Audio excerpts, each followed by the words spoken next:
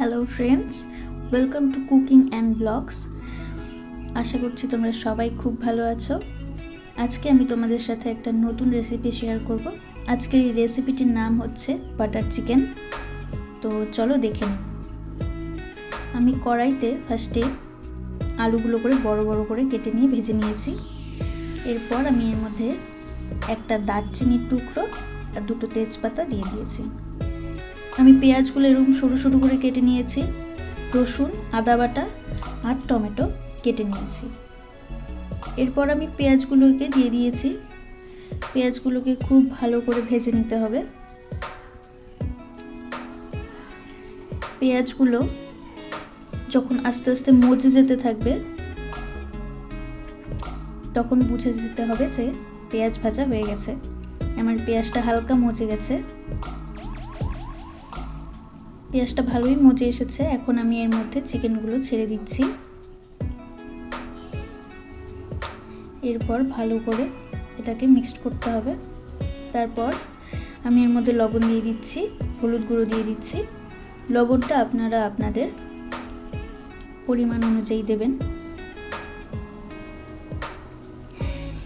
লবণ হলুদ দিয়ে ভালো করে ভেজে নিতে হবে।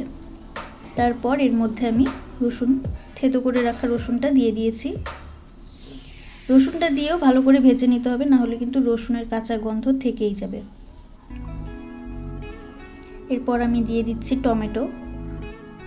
টমেটোটা দিয়ে ভালো করে মিক্সড করতে হবে।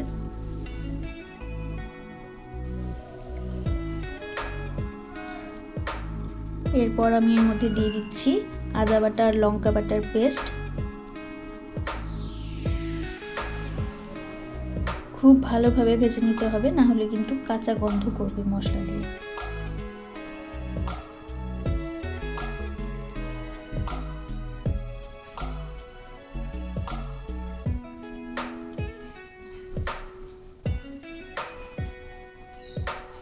একটু পর পর নেড়ে দিতে হবে, না হলে কিন্তু লেগে যাবে।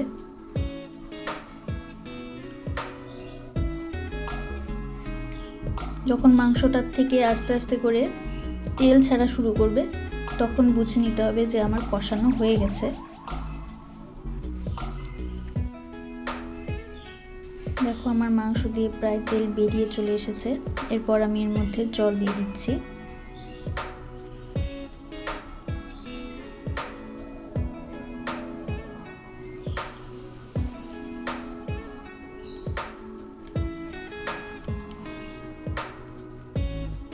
এরপর ভেজে রাখা আলুগুলো আমি দিয়ে দিচ্ছি। ঝোলটা ফুটে গেলেই আলুগুলো দিয়ে দিতে হবে, না হলে কিন্তু আলুটা মাংসের সাথে ভালো করে মিশবে না,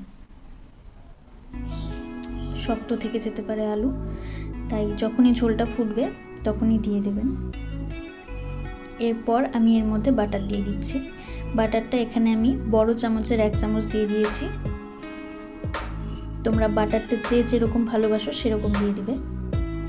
বাটার দেওয়া হয়ে গেলেই আমি সাথে সাথে গরম মশলা দিয়ে দিব।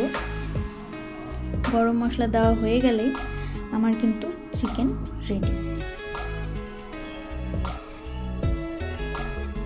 আজকের এই বাটার চিকেনের রেসিপিটা তোমাদের কাছে কেমন লেগেছে আমাকে কমেন্টে অবশ্যই জানাবে।